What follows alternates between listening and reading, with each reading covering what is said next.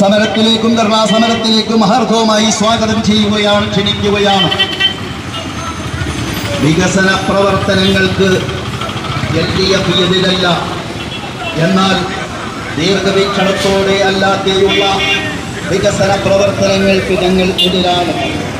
കാലടി പഞ്ചായത്ത് ദീർഘവീക്ഷണത്തോടെയുള്ള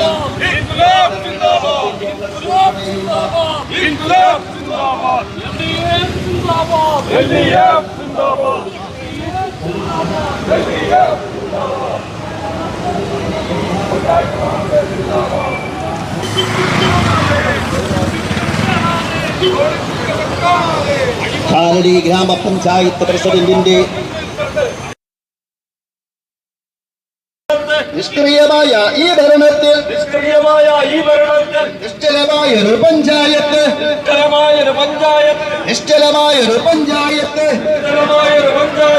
അധികാരത്തിൻ തർക്കം മൂത്ത്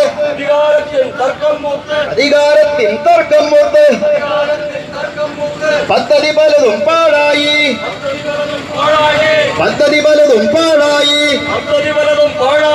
ബ്ലോക്ക് ജില്ലാ ഫണ്ടുകൾ വന്നു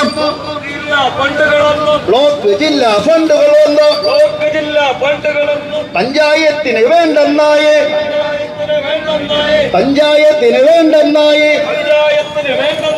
സർക്കാർ നാടിൻ വികസനം അട്ടിമറിക്കും. UDF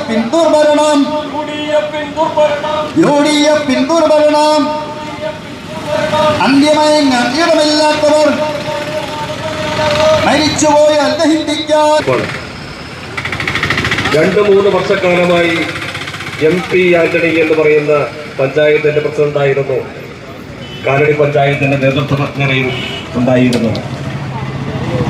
അതിനുശേഷം മറ്റൊരു പ്രസിഡന്റ് കടന്നു വന്നു.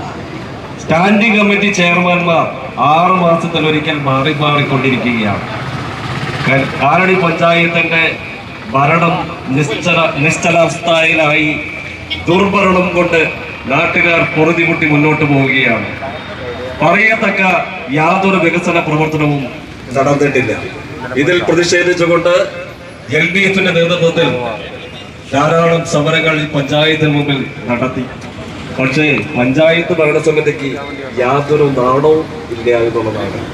ഇപ്പോൾ ഈ പ്രതിഷേധ സമരം നടത്തുന്നത്, മാർച്ച് നടത്തുന്നത് എന്തിനാണെന്ന് ഇവിടുത്തെ നാട്ടിലെ ജനങ്ങൾക്ക് വ്യക്തമായിട്ട് അറിയാം.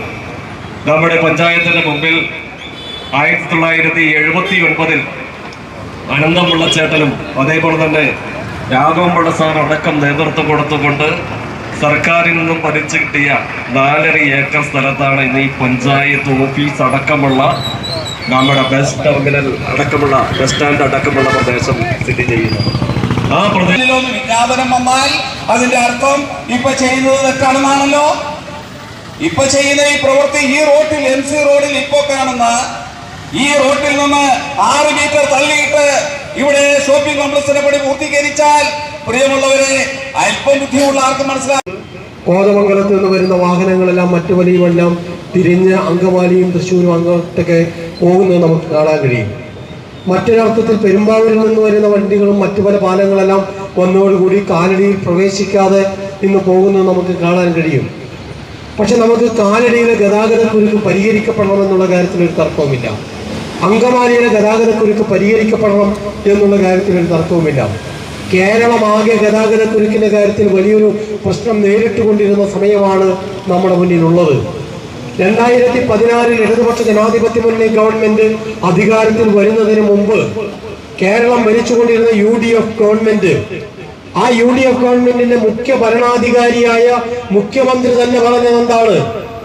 കേരളത്തിനകത്ത് അല്ലെങ്കിൽ അദ്ദേഹത്തിന് നേതൃത്വം കൊടുത്തുകൊണ്ടിരുന്ന അങ്കമാലിയിൽ K. ബാബു ഉൾപ്പെടെയുള്ള മന്ത്രിമാർ അദ്ദേഹത്തിന് ഉപദേശം കൊടുത്തുകൊണ്ടിരുന്നത് എന്താണ്? ഉപദേശം കൊടുത്തുകൊണ്ടിരുന്നത് നമ്മുടെ ഈ കേരളത്തിനകത്ത് ഇങ്ങനെ റോഡ് വികസനം സാധ്യമല്ല, 6 വരി പാതയൊന്നും യാഥാർത്ഥ്യമല്ല, അതുകൊണ്ട് ദേശീയപാതയുടെ വികസനം മുന്നോട്ട് കൊണ്ടുപോകാൻ കഴിയില്ല എന്നും നിലവിലുള്ള റോഡുകൾ വികസിപ്പിച്ചെടുത്തുകൊണ്ട് മാത്രമേ കഴിയുള്ളൂ. അതുകൊണ്ട് ഇന്ന് ചർച്ച ചെയ്യുന്നത് പോലെയുള്ള ദേശീയപാതയുടെ വികസനം യാഥാർത്ഥ്യമല്ല.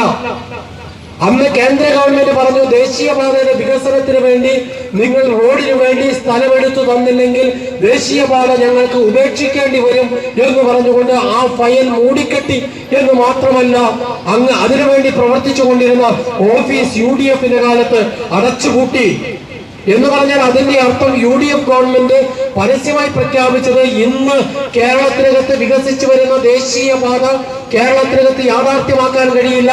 ആ ദേശീയപാത യാഥാർത്ഥ്യമാക്കുന്നതിന് വേണ്ടി സ്ഥലം ഏറ്റെടുത്തു നൽകാൻ ഞങ്ങൾ തയ്യാറല്ല എന്ന് മാത്രമല്ല, ഇതിനു വേണ്ടിയിരിക്കുന്ന ഓഫീസ് പൂട്ടി അതിന്റെ താക്കോലും കൊണ്ട് പൊക്കോളാനാണ് UDFന്റെ നേതൃത്വം പ്രഖ്യാപിച്ചത്.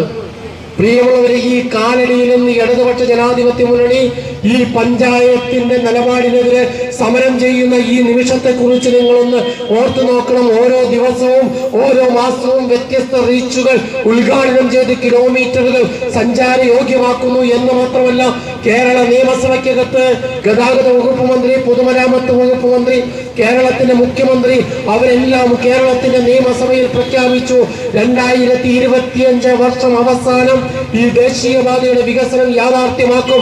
ഞങ്ങൾ ഉറപ്പു നൽകുന്നു, അടുത്ത 2026 മെയ് മാസം നടക്കുന്ന നിയമസഭാ